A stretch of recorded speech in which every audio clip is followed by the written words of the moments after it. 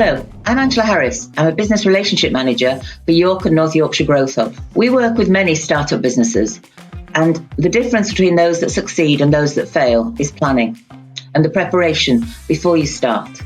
So we've got 10 questions for you to ask yourself and for you to work through quite seriously before you even begin. We hope these will help you to ensure that your business is a success, and we've also got some tools and downloads alongside the video that can help you work through the questions that you need before you start. The first question is, why do you want to start a business? Have you asked yourself, what are your goals? What are your personal goals that you want to achieve in life? And what are your professional goals that you actually want the business to achieve? And will running your own business actually help you achieve those goals? For many people, they underestimate exactly how much work there is in working for yourself. For many people, it takes 24/7.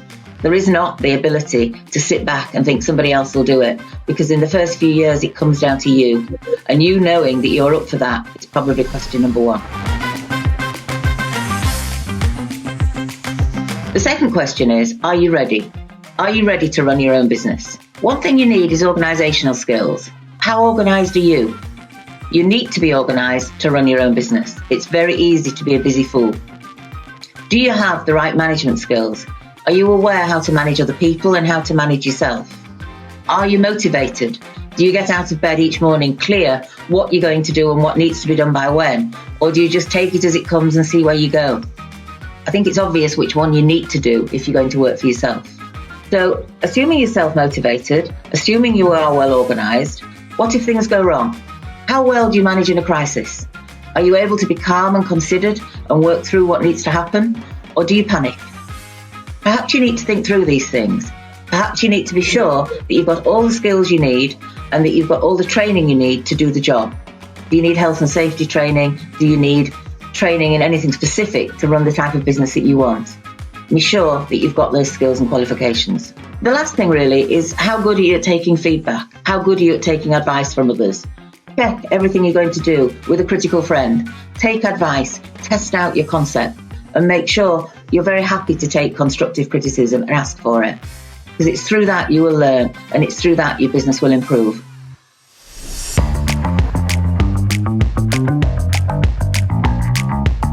What type of business are you planning to start? What research have you done prior to starting your business? And do you know there is a need and a demand for what it is you're hoping to do? Are other people offering a similar service or product? If so, who are your competitors? What are they doing? And most importantly, what makes what you want to do different to what they're already doing? What's your USP, your unique selling proposition? And how are you going to make a competitive advantage of that proposition so that you can succeed in a way others haven't? That's the key difference that will make your business succeed. Knowing what that is, knowing your strengths, your weaknesses, your opportunities, and what your threats are, will put you in a good position to be able to tackle any competition and to be able to make sure that your plan is robust.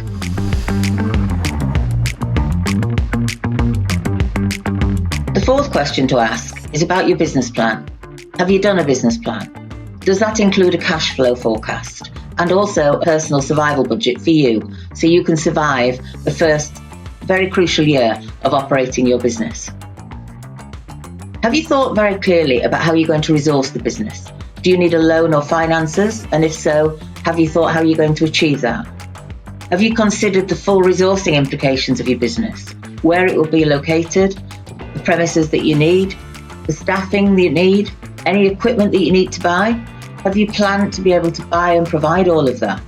Have you done a sales forecast to ensure that your sales are going to cover your expenses and that you can afford everything you need to operate from the very beginning?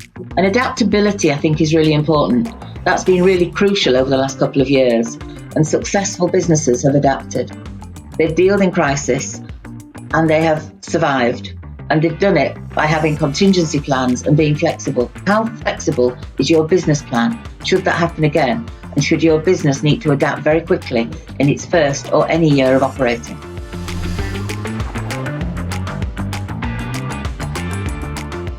Which business structure is right for you?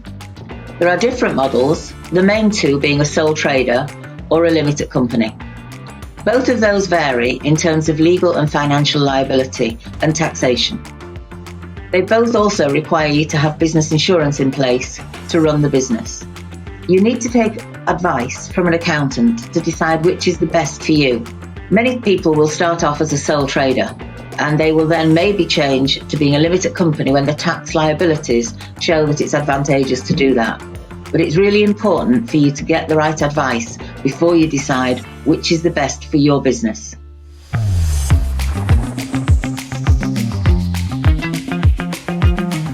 Other legal considerations are things like employment law, knowing that you are protecting your staff and working in their best interest at all times, both for their welfare but also legally. There are many legal constraints to running a business, not only employment law, health and safety law, food and hygiene regulations, environmental health, first aid, safeguarding chemicals, the COSH regulations. Whatever your business is, you need to be sure that you've got the right regulations covered and that you're working in compliance with them and that you know exactly what they are at all times.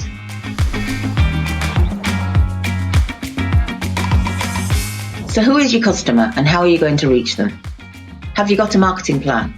Have you considered the different elements of the marketing mix that you need to think about in order to be able to reach that customer?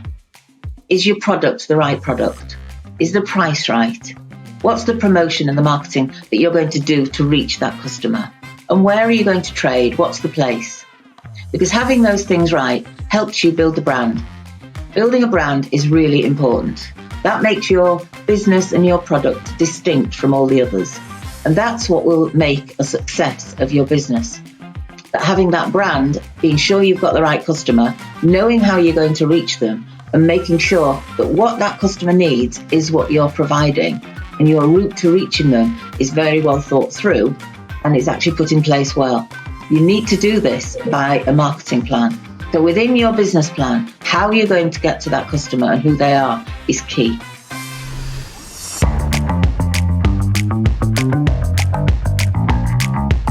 One big source of help when you're starting a business is having a mentor and working with someone that's done that before. It could be another business similar to your own that's in a different part of the country and isn't a competitor to you, that will be happy to work alongside you and guide you. It could be a formal mentor.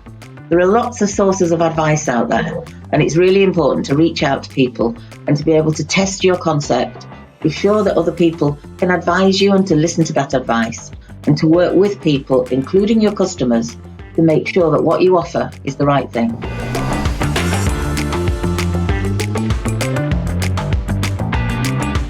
So, what's your timescale? How soon are you going to get this off the ground? Having a business plan is fine. We all talk about the importance of business planning, and you cannot underestimate that.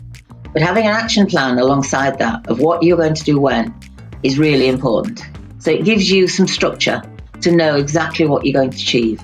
You can do a Gantt chart. You can get a simple wall planner and just plan exactly what you need to do and what others need to do to help you achieve those goals. Make that plan an action plan. I think the final question is knowing whether or not you're being successful. And it's too much to wait till the end of the year to know the answer to that question. You need to know week by week, month by month, how you're doing. Those figures are really important. What your cash flow is telling you is key. Keep on top of it, manage it. But also ask other people to help you. Work maybe with an accountant, but work with your customers and get feedback from day one about how you're doing and how you could do better. Ask for feedback, monitor the figures, keep your eye on the ball and make sure all the time you know those figures and you know how you're performing and you also know how you can improve. Okay, so those are the 10 questions that we believe you need to be able to answer before you start trading. There are some downloadable tools alongside this video. And for additional resources, if you visit the Growth Hub website, you'll find there's lots on there that would be helpful. And if you would like to talk to somebody once you've got started, by all means, ring the help desk. We wish you well. We hope your business is successful. And if we can help you, we will do.